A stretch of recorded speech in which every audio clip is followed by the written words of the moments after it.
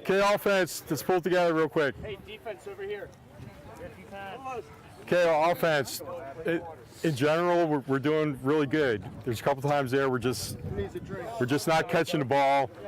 You know, if you make the catch, like make sure you catch it before you try to shoot. I know guys are getting open, but you're not going to be able to shoot if the ball's not in your stick. So concentrate on catching the ball, then turn around and make it rip.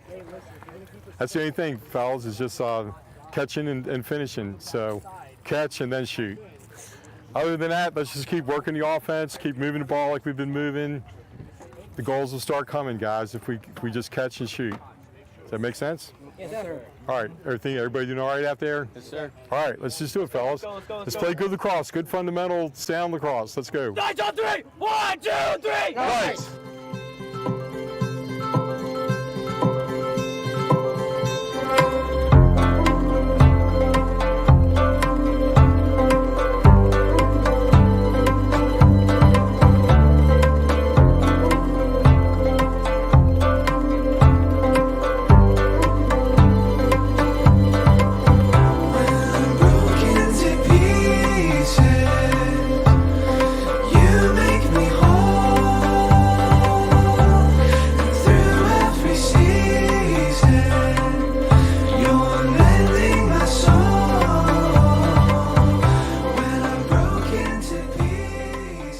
This is Steve Wilmer, and welcome back to Restless the Podcast. I'm with Luke Wilmer tonight, our co-host and producer of the show. You know, the clip that you just heard, the audio clip, was taken from one of the lacrosse games from Coach Joe, who's our special guest tonight, and you'll hear a couple more throughout the show, and I think you'll really will enjoy him, and him as well, and the story he's going to tell you. If you want to contact us, you can do that at info@restlesspodcast.com, or better yet, go to our website at restlesspodcast.com, and you can look through that, and there's a section where it says tell your story.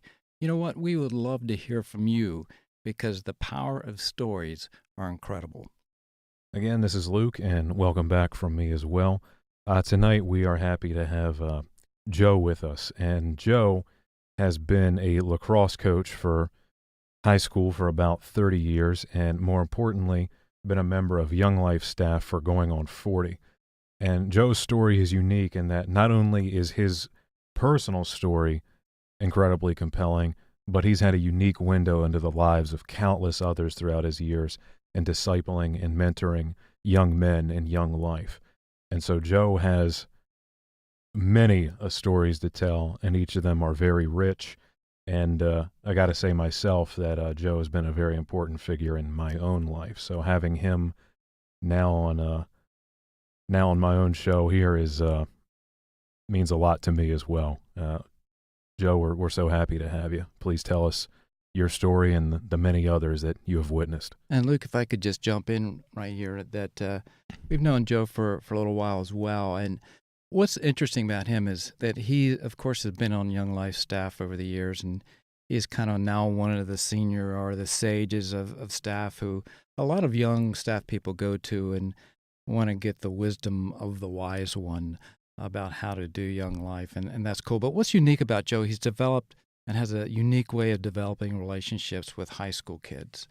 And we had the privilege of actually going to one of his lacrosse games. By the way, he is now working on his third straight undefeated season at the high school as a lacrosse coach. And he has a unique way. In the same way that he develops relationships with kids at club, he does that on the field with lacrosse players. And what that has led to is some really successful seasons. As I was saying, he's going on his third straight undefeated season. He's one game away from that, of doing that again. But he's also had a past of success in winning in lacrosse. And I'm not just saying winning and beating other teams, but his ability to develop relationships that are meaningful, that translate into life itself. And that's, Joe, where we want to go tonight. How did that journey begin for you as a younger man? What was the beginning of your journey that eventually led you to coming to know the person of Christ, and how from there did you get to do what you're doing right now? Sounds good. Yeah. So take us on the journey. Sure. Well, I went to high school. While in high school, I played football and basketball. I was involved with athletics, and kind of like a typical kind of high school person.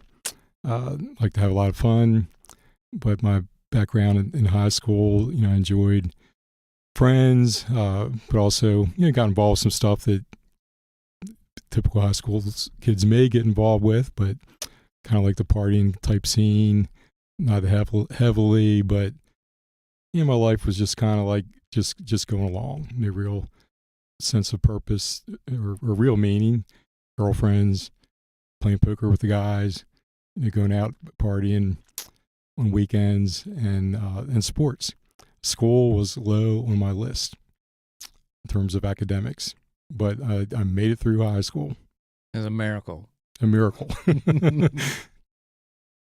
Okay, my senior year, there was a couple that moved in behind our high school in an apartment complex, Pat and John. And I was out on the football field, and at night they would sit out there on their balcony and have a coffee or a drink, and they were young life leaders. And God laid on their heart the kids and the students that were at Franklin, because there was no Young Life Club there. So Pat and John started to pray and start to care about the kids at the school. And I was one of them out on the football field practicing. So what happened was Pat and John started to spend time at the school, and they started to come to games, and particularly basketball games. We were in the basketball season, and I was on the team, and I was introduced to them through my best friend, Mike Wilmer, who I had been friends with since 5th grade. And Mike had met John and Pat and his girlfriend at the time, Ann, and they started talking about this thing called Young Life. So Mike would invite me to go to a Young Life Club that was at another town for a number of weeks. And I kept saying, no, I don't want to go to that. Then it sounds kind of strange, singing songs with you and your girlfriend and a bunch of people that I don't know. But Mike was persistent, and then when they actually went to start the very first Young Life Club at Franklin, which was going to be at Ann's house, Mike called me that night and said, I want you to go. And I said, no. And he said, I'm coming to get you. So he hung up, and then I called him back and said, Mike, if you want me to go that bad, I'll go. So I went to my very first Young Life Club, and I thoroughly enjoyed it. It was a lot of fun, and I was really drawn in by John, who gave a message at the end. It's probably the first time in my life I ever heard anyone talk about Christ in a way that was understandable to me. That was kind of like on my terms. And the unique thing about that too was that I had seen John at my basketball games. I was introduced to him, and he seemed like a pretty neat guy. Found out that he played football and lacrosse in college at Western Maryland College. And so he was athletic and related to me, and I enjoyed talking with him. So that spring, I continued to go to the Young Life Club, and then that summer, they were going to go on a trip to Silver Cliff Ranch in Colorado, Young Life Camp. I was, of course, very new to Young Life. I didn't really know much about the camps and things like that. And I was supposed to go to on vacation with my girlfriend to Florida, but we ended up breaking up, and I couldn't go to the Young Life Camp because of the Florida vacation.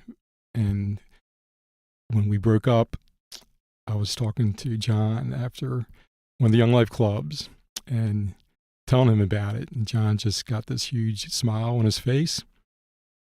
And I got ticked off at him because my heart was kind of broken. And he just smiled and said, you can go to Colorado now. So you just had your girlfriend break up with you, and he thought that was kind of like, well, he was smiling about it, and that didn't go over well with you. No, not at the time. But when he said Colorado, that just appealed to me. It's like, oh my gosh, I'm going to go out west, go to the Rocky Mountains. And I immediately was interested in going on that trip. So I ended up going on the trip to Colorado, and it just dramatically changed my life based on what I experienced. But the most important thing, I saw Christ in a way, both through words and actions from the people there that I'd never experienced before. And you would say up to that time, Joe, that you really didn't have a good understanding who Jesus was, other than occasional attending church, nor did you care. But I think you had once mentioned, as we talked to you about this, is that you were getting into the drinking scene and maybe even some pot or something like that. Yeah, that is true. I pretty much had no problem, hanging out with friends, and if there was drinking involved, I would get drunk. Mm-hmm. Sometimes wonder how in the heck I made it home. There's many times I was in vehicles with people who were also drinking, and then I wouldn't say I was heavily into drugs, but if there was marijuana or some of the other types of drugs at the time that people had, I went to have a good time, and I was kind of like a crazy, fun-loving kind of person that would just kind of join in and so forth. So that definitely was part of who I was. But I would say sports and probably my girlfriend was probably the primary emphasis, along with my friends on the teams. And all of that was beginning to change. Correct. So while there at camp, actually, there was someone who brought some marijuana with them, some drugs, and not something that I necessarily would bring to camp. But after a couple of days, this person said, "Hey, you want to go out in the woods and smoke some pot?" And I was like, "Sure." However, in some ways, I saw myself in this other person, and I thought, there's got to be just more to life than just wanting to have fun. And there's sort of like an emptiness connected with the partying and that type of stuff. So halfway through the week, he had some other type of drugs and offered it to me, and I said no, because I was having a really good time. And probably by that point in time, I started to see that there was just something different that the people here were talking about. There was something in their lives that I didn't have. And of course, almost 3/4 of the way through the week, I realized what that was their faith, that they had Christ in their life, and that they were different people based on their personal belief in who Jesus was. So that message that I heard and saw lived out by the people there really, got my attention. And so one night in the cabin, we would talk at night, after the clubs and so forth, have a couple questions. And this particular night, 2 of the work crew people came in to our cabin and shared their stories, and they were high school people. And anyway, it got my attention because they were a peer. And as they shared their story, I realized that our faith isn't just something that we grow up with or something that's in our mind, but it's something that we believe in our heart. So I actually interrupted them halfway through their story because I understood that, hey, it's a matter of believing in your heart, taking what's in your mind and believing that in your heart. And I really did believe at that point in time during their message. So for me, it was kind of like a light bulb went off. It was like, aha, that's it. This is something that's personal, that you have to believe in your own heart. That's something that you do, not somebody else or what you grew up with or following your parents or whatever. And so I really understood that. And I would say believed in my heart for the first time. So I actually interrupted them and said, "Hey, I'm a Christian." And they kind of like looked at me, and John actually looked at me, and I knew that he wasn't sure about what I was saying, but I was sure, and I realized that he doesn't believe what I'm saying, but I knew it was real. It was 100% genuine and real. So that next morning, John took me down to the camp store, and I bought a Bible, and I was just enthralled with it. Like John said, you should start reading the Gospel of John. You read about the life of Christ. And so while I camped, and then we had a 3-day bus ride home, I started reading the Gospel of John, and it was like reading a novel. I was just so enthralled with the story of Christ, like reading it for the first time myself, and with my personality and so forth. An interesting thing, I read John 3, which was talking about the whole aspect of what it means to be born again and have a new life in Christ. And so we were at a truck stop, and I went in and bought a couple packs of cigars, and I came out and started handing them out to everybody and to John. And I said, "Hey, have a cigar. I'm a brand new baby Christian," because I understood the idea of being, born again. And I just remember all of us just lighting up cigars, and John lit up a cigar, and he was just smiling and laughing because he knew that my life was just getting started. And he saw the newness and the excitement that I had.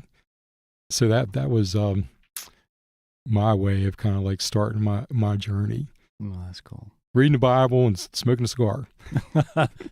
Well, yeah, absolutely. And I have to ask you, Joe, what changed? What about hearing the word of Christ now at this moment versus having heard it as a kid growing up and whatever pieces you got it? What changed for you? What made this genuine and before that not? I think, obviously, God's Spirit, His Holy Spirit, I think, works in our lives and reveals the truth to us. And I think, again, just hearing that message in a personal way and understanding that, Jesus wants to know us personally, and that all the sin in my life that was based on just living for myself and, being selfish and, doing things like partying and the stuff that would leave an emptiness in me and that kind of thing. I think hearing that message, God's Spirit, and then seeing it in the lives of those who were there, like I knew that there was just something different about them. And so for me, it was kind of like I saw it in word, or I heard it in words and saw it in actions, and it was real. It was genuine. So it was very clear to me that your faith can be real. And so that there was just that immediate kind of change. Of course, you're going home, and I'm going back to many of my friends and those that I would hang out with and party with and so forth. So there certainly is a process that takes place. And I remember after being home a couple of weeks, I wasn't quite as excited. And John just kind of chuckled a little bit and said, "Well, you were sort of like on a spiritual high. Now it's the real life." And one thing I did is I really paid attention and listened to what John had to say. Like, I respected him so much. So anything he said, I really took to heart. and took as truth and something that I needed to do. So thank goodness John asked me to help out with the Young Life Club that had just started, because I think if I wasn't connected in some way with a mentoring type person, someone that was going to help me along, I could have gotten off track again in college. But that connection with being able to spend a lot of time with John and Pat and to help them out, I think really kind of kept me on track. But it took me about 6 months in terms of the partying and stuff to finally realize, it's not something that should be a part of me anymore. So there really was a distinct night where, I was out and, drinking. It was like a New Year's Eve, and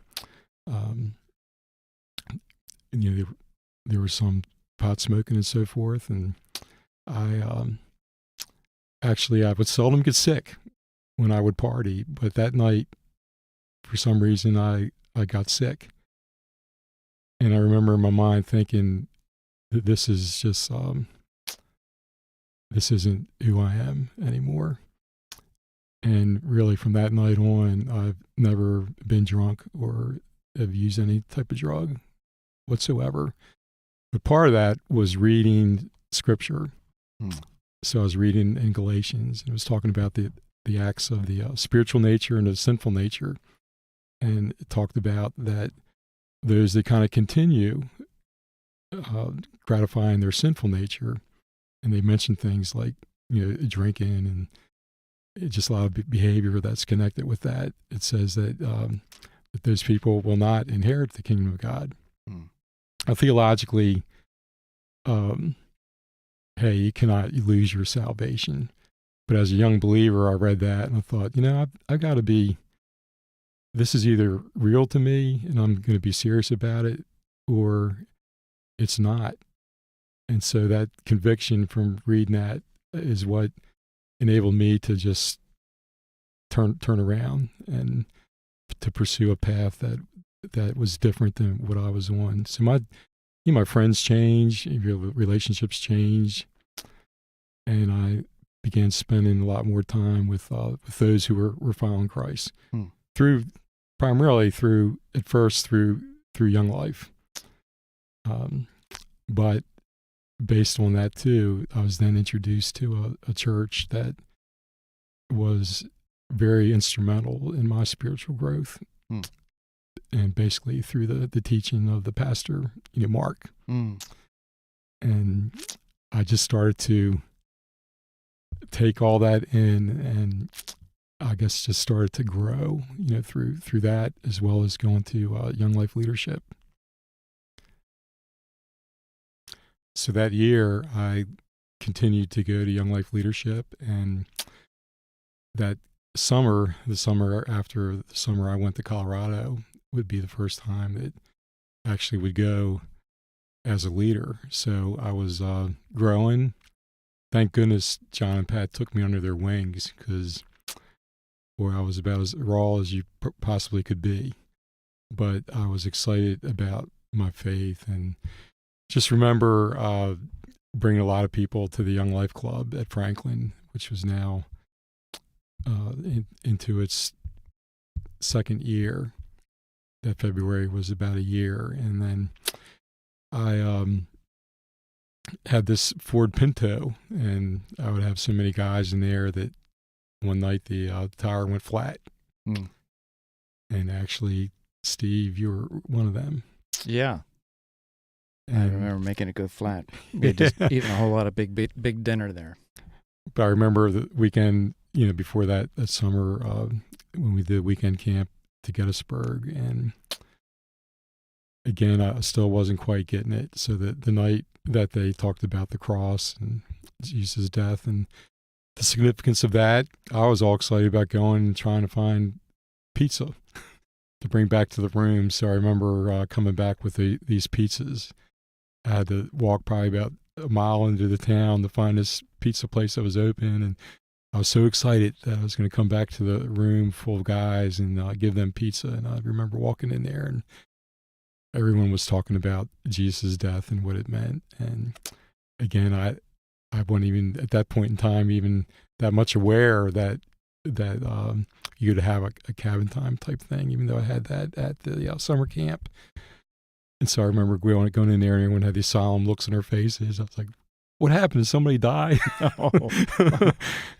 Again, I was just a new person in Christ that wasn't quite that far along yet. But by that summertime, again, I just continued to grow through leadership training, went to a training camp weekend, 4-day weekend type thing at Saranac. First time I had ever been to Saranac. And this was the spring of 1974. But the interesting thing, after we had a trip to Windy Gap, and about July after that trip, the trip was in June, all of a sudden John and Pat are talking to me, and they said, we're going to go back and lead the Young Life Club at Westminster, and you're going to take over Franklin's club, you and Mike and Ann. And I was like, what? It was, first of all, just unbelievable to think that I would actually be a leader that would actually lead the club. But John and Pat, I guess who knows what they saw in me, but they saw something that they were going to entrust me as being an actual leader that actually would do things. So I bought a guitar like that July, and literally like between July and September, I learned how to play the guitar to at least play some of the Young Life songs. And then the leadership changed. The area director changed for Baltimore, and thank goodness the new area director knew that I was just like a greenhorn and needed help. So Betsy was the female staff person in Baltimore, and Newt teamed me up with Betsy. Thank goodness. Yeah, you guys were just, weeks and months out of high school, right? Yeah, correct. And I had only known the Lord for a little bit more than a year. And what ended up happening, actually, Mike ended up going to another club at Milford Mill. And Betsy and I really were the primary leaders there at Franklin. So I just grew tremendously just having that responsibility. And Betsy was just great. So she really helped me along, and started giving Young Life talks, and started playing guitar, and started to do some of the humor that's connected with Young Life. And the good thing about it all is that something was working, because kids continued to come, and our club would grow, and we would at one point, I guess maybe a year from that time, had like over 100 kids that came to the club. And we would have a weekend camp up in New Jersey where we would have the most guys on the weekend. And so all of a sudden I was like thrust into this situation, but I had to rely on God and the people around me that would encourage me and believed in me. So that kind of started my my volunteer leader career. That years later, within 6 years, when I went to graduate from college, took me 6 years, but I made it. And that was kind of the third miracle. First high school, Right. Then you came to know the Lord. Then 3, you graduate from college. Third miracle. Correct. Didn't really get serious about college till probably my last month there. Yeah, exactly. And of course, I then met my wife at Young Life Leadership, combination of that and college. But by the time I was a senior, I believed that God had used me, and at that point, I still hadn't really grown a whole lot. I'm not really sure how I discipled guys. I guess I kind of taught them what I knew, which wasn't much, but maybe because of just my excitement and my passion about it, that guys would respond to the things that we did and things that I talked about and so forth. And so, so Newt and other leaders and people in Young Life, I guess by the time, I got to my senior year in college, they just started seeing something in me. And so they asked me at that point in time to, actually 3 years before I got out of college, Newt asked me to go on a student staff. So that was my first involvement in terms of employment with Young Life. So basically I was just a leader that got paid a little bit of money to do some extra type work. So I would help Newt with weekend camps and things like that and that type of thing. But then by my senior year, after 3 years of being on student staff, I was asked to consider going on Young Life staff. So it's something I prayed about and really thought about that and wanted it to definitely be something that was in God's will. It was a calling as opposed to just wanting to do something just to do it. So I really did feel a strong calling. And I think the main thing for me in my life at that point, I thought, gosh, there are thousands and thousands of high school kids, just like I was, that don't have a clue of who Christ is. And they may say that they believe in God, and maybe they go to church occasionally or maybe even regularly. But then there was a lot of also high school kids that were totally disconnected, that maybe they never went to a church. And I thought, who is going to reach those kids if there isn't someone like a John and Pat that's willing to go to the high school into their world? What chance do they really have? And so that calling and that desire in my heart, because God had changed my life so much, and I was so much appreciative of people that took the time to get to know me and to build relationship with me, that was just ingrained in my heart, and I would say in my soul. And so I thought, I can't think of anything better to do with my life than to be in the battle, to help kids know who Christ is. And really felt like if there wasn't anything, like God can use anything, but I just felt like the tool of Young Life that actually gets you involved in their world, where they're at, like the farthest kid out, like I was in high school. Like it just can't be anything better than to give yourself away to something like that. So it's a pretty strong calling for me, and I felt very honored and privileged that someone thought enough about me to think that I could actually be on full-time staff. So I trained in Baltimore for a year under Newt, and hundreds and hundreds of fun stories, but very spiritually significant stories too.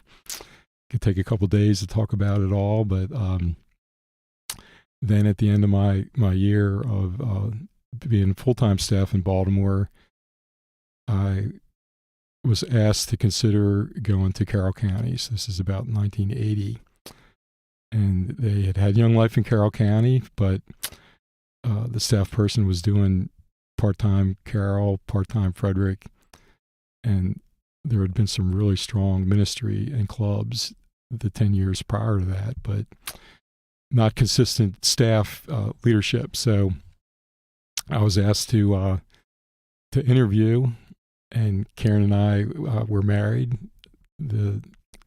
I guess the September after we graduated from college, and she happened to get a job that was in Carroll County. And so it just seemed like, all right, seems like this is something that God wants us to do. So we interviewed, went to Carroll County and prayed about it. And then the committee at the time gave us the invitation to come to Carroll County. So fall of 1980, we moved into an apartment across from Westminster High School. And that began our time on staff in Carroll County. Wow. And so here we are today.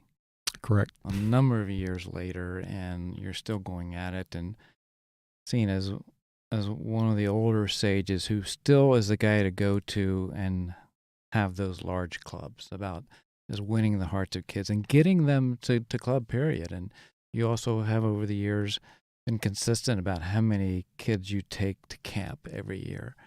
Now, why is it you have that connection? Well, I think for me, my strength has always been the direct ministry. And again, it was based on how significant and meaningful it was to me when I was in high school, that someone would care enough about me to get to know me for the purpose to introduce Christ. So my strength has always been the direct ministry, I would say. In Young Life, it'd be called contact work, but just the relational connection that you make with kids and going to the school and making yourself available and giving people opportunity. And hopefully that they, through a relationship and getting to know them, that they would then in turn, as they would be invited to and perhaps would come to a Young Life club, like that would be meaningful and special to them. So that grassroots passion for direct ministry has always been my strength. So I love building relationships with high school guys, reaching out to them, having fun, hopefully building a relationship in a way that they would get an opportunity to come to know Christ. So you look at these high school kids, particularly the guys, and you see you, don't you? You see you from years back. Correct. Yeah. Absolutely. And what's kept me involved is, again, I think who's going out there, trying to reach these guys. Yeah. And of course, the girls in the school, the high school people. And every year there's thousands of freshmen that come in that don't have a clue. Like I didn't have a clue really of who Christ really is. So that just has always compelled me to stay involved. Not that it depends on me, but in terms of giving yourself away to something that's worth something, it's like, gosh, just couldn't think of anything better. So I just love going up to the school and getting to know a bunch of guys, and then through those relationships, things like Young Life camps and weekends, and it's kind of like you bring everybody along with something that's meaningful to you that you're having fun with, and things like my interest in sports and the opportunities that I've had to coach lacrosse and things like that. I would just bring guys along with me, go to games, hang out. My wife Karen and I were obviously strong partners in what we were doing, and she did an incredible job building relationships with high school girls. And so our home was just open, and kids would come over all the time. Yeah. And but there had to be a beginning to it. And I remember when we moved into the apartments across from Westminster High School, I didn't know a single person. So something significant was that, I would go over to the high school and you'd be anxious and nervous and you wouldn't know anybody, but I wasn't alone because I knew that God was calling me and that he was inside of me. And I remember going to the stadium behind the school and sitting in the stands and just praying. It's like, Lord, I don't know anybody in the school. It's a huge school. But even at that time, I thought, one day Young Life is going to be very much known in the school. Not only Young Life, but obviously the Lord. And that one day there's going to be a Young Life club there that's going to be happening where we're going to have over 100 kids from Westminster there. I really felt strongly that was going to happen. And that kind of just pushed me to keep going. And the exciting thing about that is within a little over a year after that time, I started to get to know a couple kids, and it's kind of like where coaching comes in with lacrosse, because I that spring, the first year I was at Westminster in Carroll County, the head lacrosse coach who I had gotten to know through just being up at the school and getting to know kids and so forth, asked me to coach. And I'd never coached before, nor had I ever played on a lacrosse team before. And you didn't play in high school? No, because our school did not have a team. Lacrosse hadn't been invented yet at your high school. Well, it was invented right after the Civil War. Yeah, long ago with the Indians, but but Franklin did not have a team, and so actually my senior year, they got equipment, but there was no coach and no real team, and so I became a player coach, and we actually had one game, and we practiced for a week, and I got a bunch of guys together, a bunch of my football buddies and stuff, and we played a game against Hereford High School, and I was like the very first person ever to face off in a game, won the face off, and we won the game, and we beat Hereford. And, and John came out and was on the sideline. This is before I went on that Colorado trip. And I think if lacrosse had been at the school, it would have perfectly fit me. My athleticism and I like contact because of football. I played basketball really well, and the combination of all those things happens in lacrosse. But I never had an opportunity to really play other than that one game. Wow. And that's what set it all off, huh? Yep. So I started out there then coaching at Westminster. No real training in coaching other than what I'd seen in terms of my football and basketball coaches. And I didn't really I knew about lacrosse, but not all the ins and outs of it. Certainly I didn't know all the X and O's and that type of thing, but you just start to pick up stuff as you would talk to people and that kind of thing. And I kind of coached like a football team. Yeah. And what was interesting about that is we the first year we weren't real successful. We won 4 games. We were like 4-8. But I was having a lot of fun. I think the guys had fun with me. I think I was a good coach, but we practiced hard, but we also had a really good time. And then what was very interesting, I took what I learned that first season, and then the very next season, our team was 10-2. Wow! So you go from a team that only won 4 games, it was 4-8, to 10-2 the next season. Correct. Were you still having fun? Oh yeah, I was a little bit more confident, and what I found out was the guys on the team responded to my leadership, and basically I was building relationships with them just like I would with any high school person through young life. So I spent a lot of time with them, and I think they knew that I cared about them and that I wanted them to be successful lacrosse players. But it sort of like began, not the idea, but my main heartbeat, which was, gosh, I want them to be successful in life, not just be good lacrosse players. But so that's the philosophy that you always had, that you brought to, whether it's the Young Life ministry that you were doing, you brought it to the lacrosse experience as well. Correct. Yeah. And I got to know a couple guys that because of coaching and the opportunities to build relationships and the friendships that were built, they came to Young Life and ended up going to camp, and it just worked hand in hand in terms of coaching and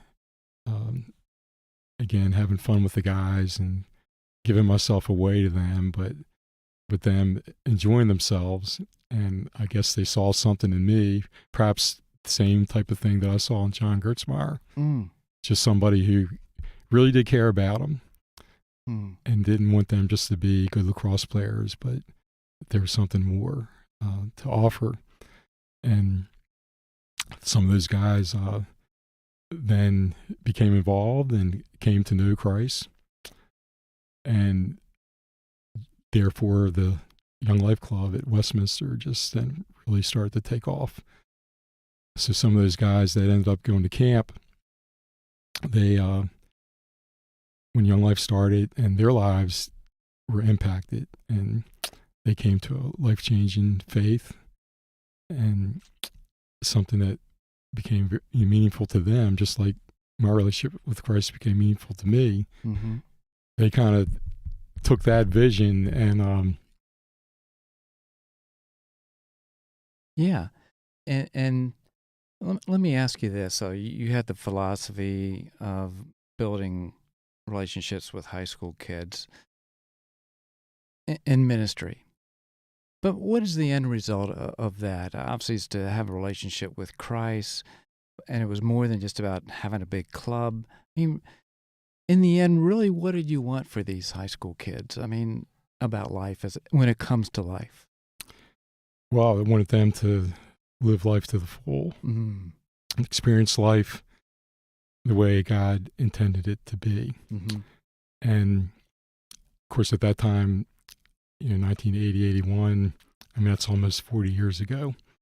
So now I kind of see it in having 4 decades of being involved, how, again, significant and meaningful it is to go through life, knowing Christ and having that purpose and that foundation that's going to help you to live life to the full. And so that's the joy I have now. That's cool. I can look at the guys who, and the girls whose lives have changed. And that group of guys, again, they reached out to their friends at the school. Yeah. And again, it's not about the numbers, but you have to give people an opportunity. And, if you have a club of 100 or more people, or, what ended up happening, we took almost 80 guys. I think it was 80 guys to a Young Life weekend camp in Ocean City. Those lacrosse guys I'd gotten to know, Reed being one of them, Matt and Bill, they just brought the entire football team on a weekend camp. And the exciting thing is the fruit from those times are, evident today. Yeah. As their lives were changed. So many of them went on to be Young Life leaders. Reed is a pastor of a great church. Can I ask you, Joe? I mean, you did this for 40 years. I mean, there were high points and there were low points with it too. I mean, what are some of the struggles too that, as a guy who is an area director involved in kids' lives all the time, all times of the day, what are some of the things and the challenges that you had to overcome for you, and also what you witnessed from them? Well, I would say that we're only so gifted with who we are and the things that we're really good with. And for ministry to be successful, you really do need a team of people, like the other leaders that become involved, and the Young Life Committee. And there's a lot of relationship building that takes place. And so many of the challenges would involve the cycle of ministry, as people would come and go. So you can spend a couple of years, building some relationships, let's say on the committee or the leadership team that God uses you to put together. And then as those people move on, to other places, maybe they move out of the area and that kind of thing. It's kind of like the cycle of ministry. Then you're kind of like starting over. So that's probably the biggest challenge. Is it's constantly changing. There's ebbs and flows. And so I think faithfulness in the long haul is critical. So I have to remember those days when, there wasn't 100 people come to the club, and you're by yourself and the Lord just up at the school. And those times are very precious. They're not low times. They're just part of a cycle of ministry. But for me, probably the biggest challenge, like I wasn't the most gifted administrator or, detailed fundraiser type person. Again, my heartbeat always was a direct ministry with kids. And so, I had, after a couple of years, we had several Young Life clubs happening in Carroll County. We had, a good team of volunteer leaders, and the finances would always be a challenge to any ministry. And so I think some of the difficult times, the early times where I feel like, gosh, I'm doing a great job with the kids' work. But then as we would get behind financially and so forth, I'd do what I could, but I kind of depended maybe a little bit more on the committee, or thinking, gosh, there's other people that it's part of their job to help raise the money that we need and that kind of thing. But you realize that, hey, everyone's a volunteer and everyone's doing what they can do. And so I guess as I grew and learned things, I realized that I have to, if anyone can do anything to help, that's great. But I guess my expectations kind of changed a little bit. But there were some very difficult times.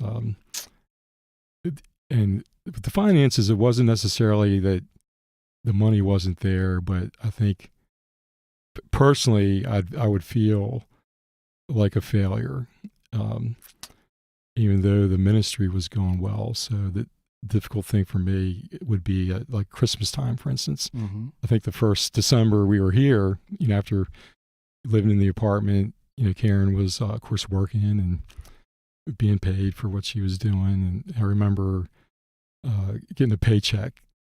And at the time, they would just pay what came in. And I think 43 cents came in. 43 cents. 43 cents for a month's work. The stamps that they sent it to you cost more. Yeah. And, I probably, even though I knew some great stuff was happening, like for me personally, that it was difficult. I think it kind of, my self-worth, whatever kind of insecurities are in my life, like that kind of thing. Like I would feel like, what's wrong with me? Like why? Why is that, Joe? You were packing kids on buses, taking them to camp. You were having large clubs. So from the field work perspective, you were successful. Yet when a 43-cent paycheck shows up, it kicks you in the teeth. I mean, why is that? What is it about men? What is it about our self-worth that things like that impact? Yeah, I guess it's just, our insecurities, maybe my background. My dad was a very hard worker and blue-collar worker, and, you want to provide for your family and, bring home a paycheck and send your kids to college and have a good home and things like that. So that stuff is kind of like ingrained in you. And so at least at that time, and it wasn't the first time either. Yeah. Probably for years and years, we would, there'd be an ebb and flow of the finances. And some Young Life areas maybe are more supportive, and there's more opportunities or more people that can raise money and that kind of thing. But since that really wasn't my gift, it just kind of depended on, what was happening, I guess, with the things that we were trying to do. Yeah. But thank goodness my time on staff, that didn't keep me from continuing on staff.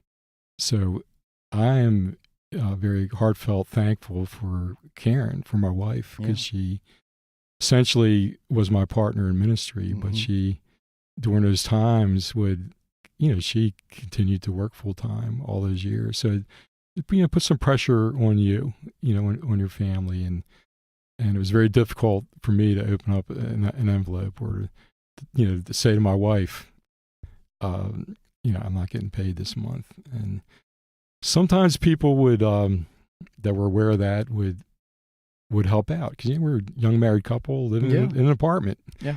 We didn't come from families that were very wealthy and that kind of thing, and so it really put a lot of pressure on us and Karen at times, trying to figure out, all right, how can we pay the bills this month and make it happen. So I would say that's probably the thing that would kind of stab me in the heart at times. But yet I knew that how can you put a price tag on a life that has changed? And for me, I would always look at the kids who came to know Christ and would start to grow in their faith. And I knew that it was real and it was meaningful and significant to them. And so for me, that has always been, in a sense, the paycheck. Yeah. But consequently, God certainly has taken care of us in our lives, primarily through Karen's hard work, as well as just some family situations where you were able to, get some help, some inheritance type thing from people who had passed away and that kind of thing. But Joe, you've had an incredible career for 40 years in Young Life, 30 years in coaching. But just prior to 2014, we all have seasons in our lives. Some of those things began to change for you. Can you just tell us a little bit about that? Sure. It's unique that an area director would stay in one area as long as Karen and I have. So we, lots of ebbs and flows, hundreds of different incredible stories and ways that God had worked, over those decades. But then there came a time where change is a good thing, and I think the areas I maybe wasn't as gifted in perhaps would become a little bit more evident over time. I think people appreciate my faithfulness and the work that has taken place in Carroll County, but there was time to have a little bit of a change. So what took place was I then left the area director position and became a Young Life staff specialist, which basically meant that I took a cut in pay and could continue to focus on, I think, what my main strengths were in ministry. And I immediately, when we were looking for an area director to come in to take that position, I thought of Matt, who is the area director now. And Matt had been a volunteer leader for a number of years, and we had a great relationship and worked in club together. And I immediately thought of Matt. And I thought, gosh, this could be a great opportunity for him, because he was a teacher and the head of a math department and felt called to do Young Life ministry. And I immediately said, Matt, why don't you come back to Carroll County? So it really became like two were better than one. Matt's very gifted as an administrator. He's very good with numbers. He's very good with details and fundraising and being extremely thorough with running an area and things that I wasn't as strong with. So the two of us together, I think, was a real winning combination, and ways that kind of freed me up to just continue to focus on direct ministry, not quite having as much responsibility with the fundraising and the things like that. Yeah, and you said change is good, but that doesn't necessarily make it easy. Correct. So you, when you're in ministry, you continuously, year after year, you keep asking yourself, all right, Lord, is this something you still want me to do? People don't stay in ministry very long in terms of youth ministry. Like, I think the average amount of time may be something like 2 years, maybe less, and they move on to other things. So for me to then make that adjustment and not be the main person, even though, again, it was very easy for me to have Matt take that leadership position as the area director because of our relationship. If it was someone else, it probably never would have worked. But during that time, you do ask yourself, all right, what is really my role now, and in what ways is God going to use me? And then just as an older person, it's like it was one thing when I was a 20-something-year-old coaching lacrosse and taking guys to games, and they loved hanging out with me. I guess from their perspective at that point, I was probably pretty cool. But then here you are now, white-haired, 64-year-old man, and it's just different. I think even though Christ is the same, obviously, and I always thought in ministry, it's like, well, who doesn't want a big brother that loves them? And then it was like, well, who doesn't want the father figure that loves them? And now it's like, hey, who doesn't want a grandfather figure that really cares about you and loves you and wants to get to know you? So I kind of like thought like that, but you wonder, and what happened for me is through cycle of change and so forth, my own direct club kind of got to the point where it's like, gee, we're just not getting the kids there that I want. And so I kind of like had a heartfelt kind of, all right, Lord, I just don't want to just have a club, just to have club, and really not have the kids coming to it that I really want to reach. So in talking with Karen and praying about it, I made this decision that I'm going to stop having club for a while. And that doesn't mean that Young Life stops. It just means that you focus on relationships and getting to know the kids who you want to have get involved. And so I remember praying, and I'd coached all these years, but it was February, lacrosse season was going to start in March. And I was even wondering, some years coaching, it's always a good thing, but there's more fruit in certain years than other years. And the year prior to that wasn't very fruitful, and it was fun, and I got to know a lot of guys, but they weren't all that interested in spiritual things or Young Life or anything like that. So I had to, I thought about, I don't know if I'm going to coach. So it's sort of like I'm just not really sure. Is God maybe calling me out of ministry? Is it his time for me to focus on something else? And again, I went back to that passion and that desire that I had from the very beginning to, who's going to be reaching these guys or the people at the school. Obviously, other people can do it, but I still had that heart desire.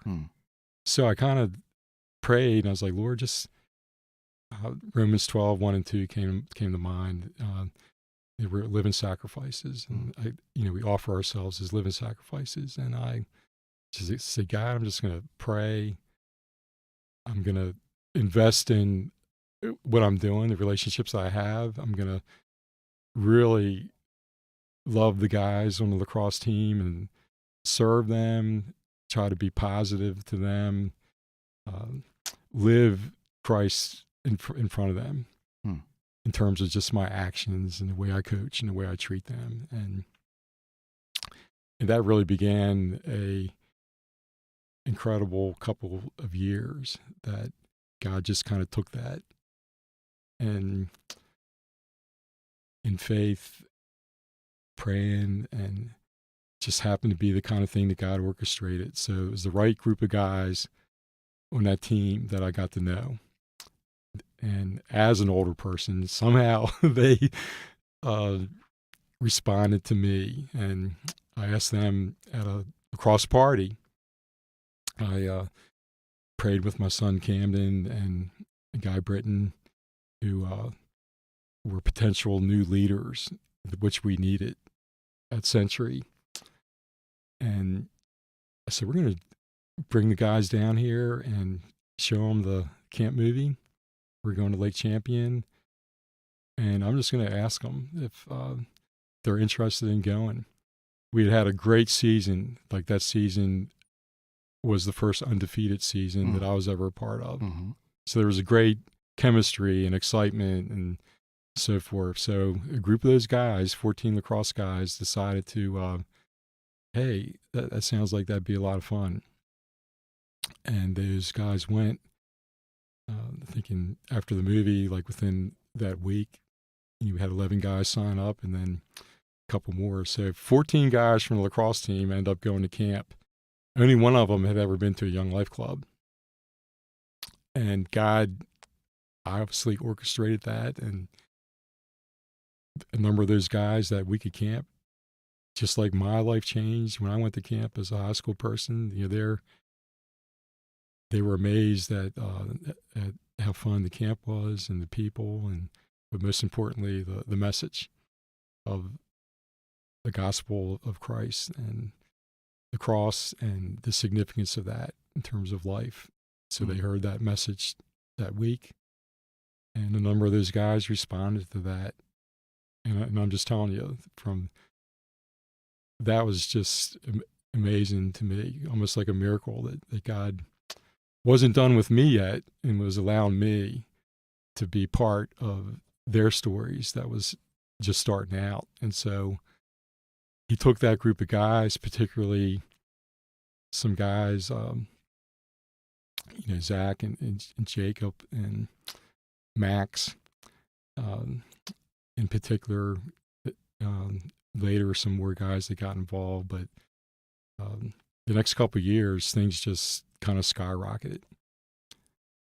And to the point where, after 2 years, the following year, we went to Saranac and we had 40 guys from Century High School that went. And then following year after that, we took 115 people from, leaders and high school kids from Century, 2 busfuls to Frontier Ranch to Colorado, where I kind of got my start. And there were, I think it was close to 65 guys, that were on that trip, as well as the girls that were there. And gosh, just to be a part of that.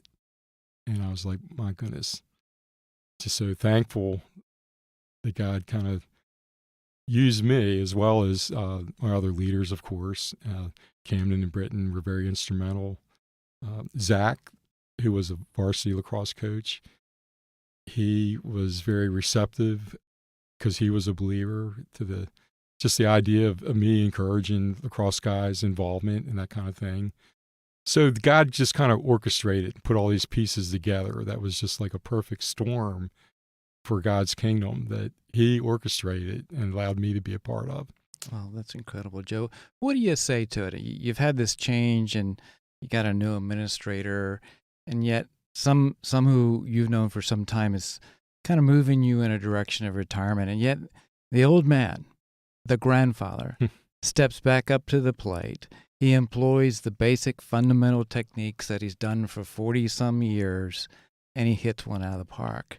He's got this role where he's taken perhaps some of the largest amount of kids to camp in the whole Maryland regional area, and yet you did it. Why, some may have counted you out and said, Joe, let's move you towards a retirement, but you employed something that you've been doing all the time to love kids as Christ loved us and the way you wanted to be loved when you were that age. That is right. And I'm so thankful that I probably felt a little bit like I was kind of like being replaced, pushed out. Maybe the old guy doesn't have it anymore. Who knows? So obviously will be one of the most memorable things in my life that God kind of took that situation and again brought the most fruitful ministry ever. Those years, and again allowed me to be a part of that. So I always wonder what it would have been like if, let's say, someone other than Matt came in and they didn't want the old guy around, and someone would have asked me to leave, and Who knows? Because there certainly, at least at that time, wasn't a whole lot of visible fruit that was taking place. But God wasn't done with me yet. Yeah. So, I mean, it's really something to be proud of in a humble kind of way, of course, really. Correct. Yeah. But again, I would say it obviously is way more about the Lord orchestrating things and bringing stuff together. Obviously, I was thankful to be a part of it. I had kind of like a front row seat, but to be, sorry, it gets It's a little okay. Mm-hmm. emotional, but to be at Frontier Ranch and gosh, that there was over 60 kids that stood up like at the say so. Mm-hmm. And you just realized what God did and the lives that were going to be eternally different as a result of that. Yeah.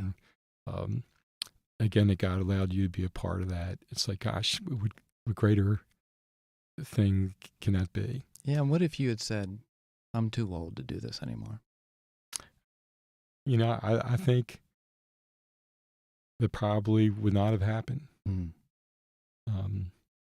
Because God used my role as a lacrosse coach to build those initial relationships again with a group of guys that we're listening, we're paying attention, and somehow they saw something in me that they were attracted to, that they trusted themselves to go with me on this trip, with them not really knowing anything about Young Life. Mm-hmm. But again, to see their lives during that week just change because of just the camp, and again, all the things that I experienced when I was at camp, just seeing the people and having fun and seeing Christ in a very real, genuine way.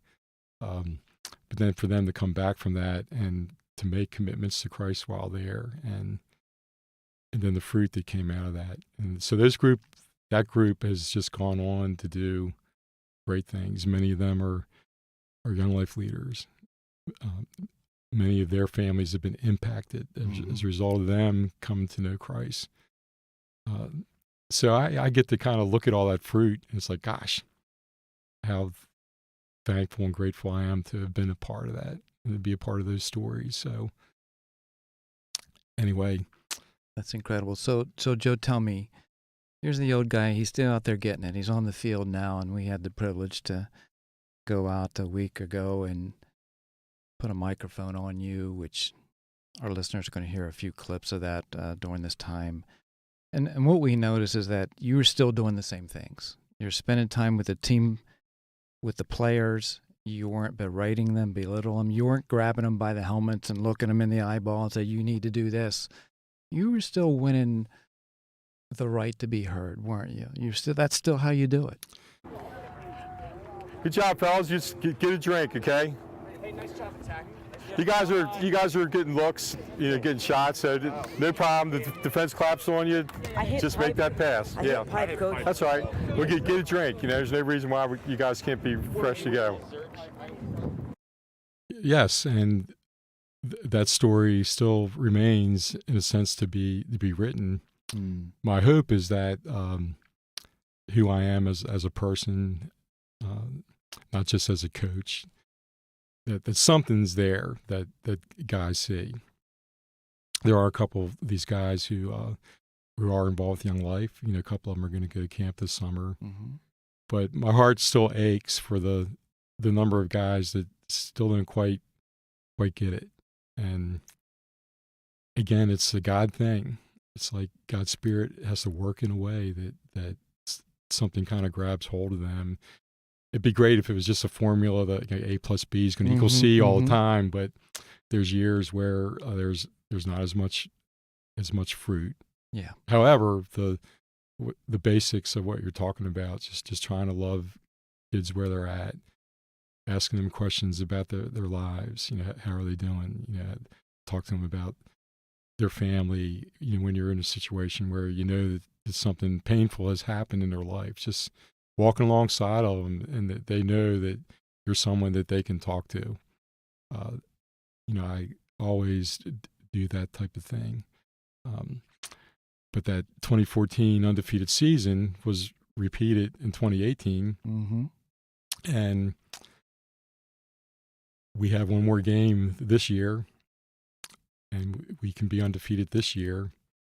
So I think what you experienced being with those guys for over 2 months, just day in and day out, practicing and being with them and helping them to become not only good lacrosse players, but the other coaches that I coach with. Like we do care a lot about character and what type of young men are they becoming, and just those values. So we at times will take time to just talk about that, and respect for each other, respect for the coaches, administrators, the other team. Like, how do you carry yourself, not just as a player on the field, but off the field? Respect for girls. At times, you have opportunities just to kind of talk about that, sometimes one-on-one and just in conversation, just standing on the field. But there have been, a group of 14 guys, for instance, not all of them really pursued their faith in their life.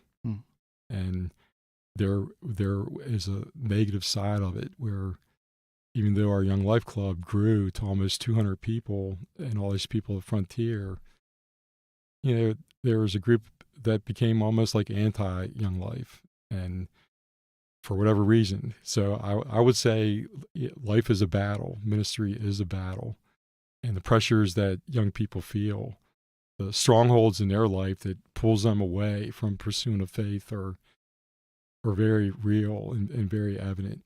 It'd be great if they all responded and what you wanted to share with them would resonate with them. And it breaks your heart because you know how their life can be so much more full if they go through life having a foundation of faith. But God allows people to reject and walk away. And so that's the kind of thing that breaks my heart when someone has had an opportunity, but they just don't quite get it.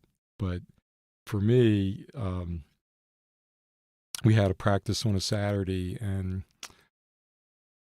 I went up to school early, and of course there's nobody in the school. It's probably about 6:30 in the morning, but I have keys to the school because I'm a coach. So I just kind of went in there and thought, I'm going to just walk around the school a little bit. So I went up into the lobby, and they have a bench there, and then there's a fountain, and then it comes down the wall like a water fountain type thing, and then they have plaques of high school kids who had passed away, some tragically killed, and things like that. And so I just kind of sat there and I thought about thousands, hundreds of kids, 1,000 some kids that just walked through that lobby, and I was kind of envisioning them. And, just praying for them, praying for the school, and just thinking, gosh, who, again, is going to be the people that are going to try to reach out to them and show them the love of Christ? And you're very much aware of everything that's pulling them away. But it was a special moment for me because I, again, realized that in my heart, God was still giving me a heart and a desire for those kids to know Christ. But it's God's deal. I think our job is to be faithful, to show up, to give opportunity, and to pray, and then to love as best as you can. Try to give yourself away to the kids who are there. But I would say there are kids that just, again, reject that. There's kids that become involved with Young Life, maybe go to camp and seem to have a life change, and then they walk away. And there's a lot of kids at the school that are like that, and you kind of see them, and they might say hi, or they might kind of look the other direction. And so that's the kind of stuff that breaks my heart. Yeah. Joe, you've built quite the reputation over the years, one doing Young Life, but also being a coach. In fact, I've heard the term said they call him Coach.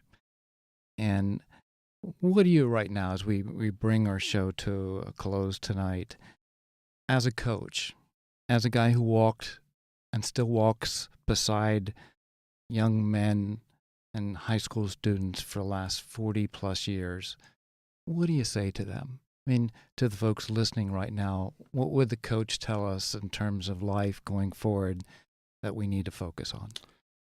Well, I would say in life, you're going to face a lot of difficulties. There's going to be a lot of circumstances that are really going to challenge you, and obstacles, disappointments, decisions you might make in life that have consequences to you and to those that you love. And it's not going to be easy. High school years are great, but as you continue through life, it's not going to be just about how much money you make or how big your house is or what possessions you have or how popular you might be or how good you might be at your job or whatever. I mean, all those things are fine, but the thing that's going to carry you through life, especially through the difficulties, is really going to come down to your personal beliefs and the faith in your life. That's going to get you through the storms that are going to happen, and the storms will happen. Mm-hmm. People are going to die, people are going to get cancer, or tragically have something happen to them. You're going to run into situations where those that you love perhaps might make some poor decisions that not only impact them but impact you. You could have eventually you're going to have a family that you may have children, and how are you going to raise them? How are you going to love them? What are you going to give to them that's life changing and life giving for them? And you go through life without having a faith. I just can't imagine how people make it. Like what really is their anchor. What's going to hold things together when the storm comes? And storms are going to come. My dad died from leukemia. We have family members who have had cancer and passed away. Very difficult type life situations. And thank goodness, if you have a faith, God's going to walk alongside of you in the midst of that storm, and He's going to be there. He's going to bring hope in situations that maybe seem hopeless.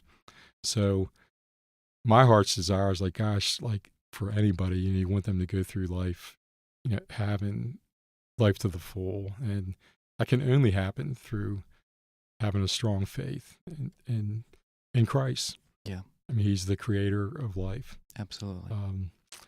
So I wish that more people would see that. Yeah. But I hope they remember when those storms come. I wonder if this old coach I had might be helpful in some way. If they don't become involved, with directly getting involved with Young Life and that kind of thing, where you have more direct opportunity through that relationship. So it doesn't always happen, but when it does happen, and that God has worked incredibly, you just rejoice in that. Amen. And there's lacrosse guys whose lives have been impacted. I mean, it just thrills me. This past January, after Christmas, some alumni wanted to get together from Century that were part of that group and have a weekly gathering, a weekly Bible study, since they were there on winter break. There's 25, 30 now post-high school young people that are in the basement having a Bible study, talking about what it means to follow Christ in college. And it was just unbelievable. That's incredible. So just to know that came out of those years is just an incredible blessing. But at the same time, I had a sister-in-law that was dying from cancer. That was in a hospital bed up in our kitchen and in the basement, who, of course, she was a strong believer. and her faith and our faith was very real, during her battle with cancer. But in the basement, you have, again, these young people, 20-somethings, that they're going to go through their lives, and they're going to face many difficulties, but they have that foundation of faith. So Yeah. Luke, being the youngest one sitting in here right now, anything you want to ask the coach before we bring our time to a close tonight? Joe, you had talked about just having Christ be that grounding element, that rock in the hard times, but also in the good times. Just as important that we don't forget that when things are good and think that we don't have need, because we do every day. And I think it was really something that we're ending on that note, that you have this group of young people in the basement who are excited to build upon that rock, while upstairs someone in their last moments must now really lean into that rock, especially, and as well as those around her. And just to see both sides of that, but how no matter those currents of life, the crests and troughs, that rock is the same.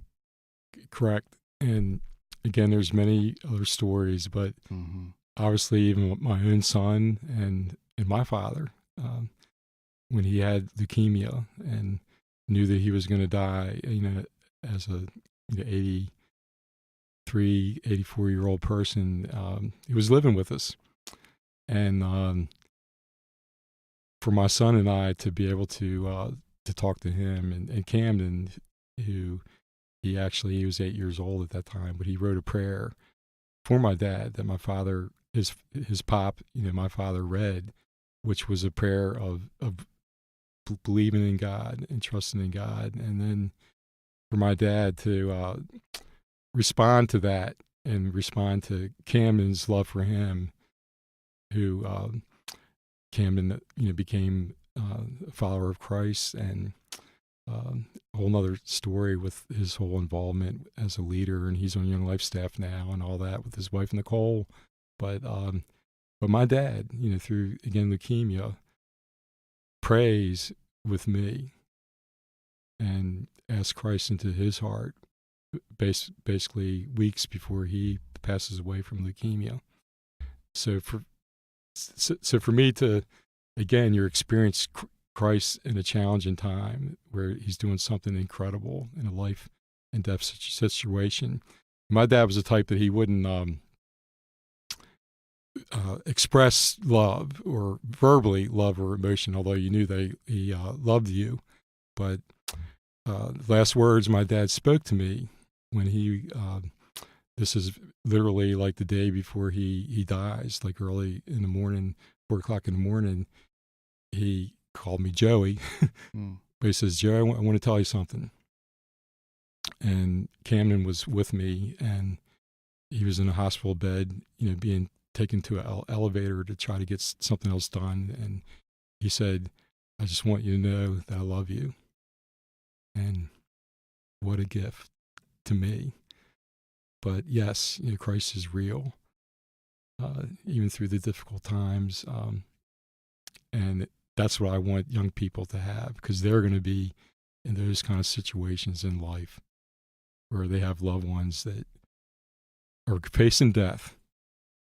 And you want the hope of eternity that's found through your faith in Christ to be there for everybody. Coach, that's incredible, and it's been an incredible story and journey that you've taken us on tonight, and it's been an honor to hear your story and the encouraging words that you have left us with, and we want to thank you for joining Restless, the podcast, tonight. Absolutely. Thank you. Thank you, Coach. Thank you all. Nice. Yeah, beautiful, guys. Sweet. Guys, that's lacrosse right there. Make a couple passes, you look for the open guy, look what happens. Hey, let's get that gold midfield ready. Great job, fellas. Good job, attack. Good job, midfield. Nice job, Jake. Nice job, Tay, Latif, everybody. All right, let's go, Hunter. That was pretty. You got to admit.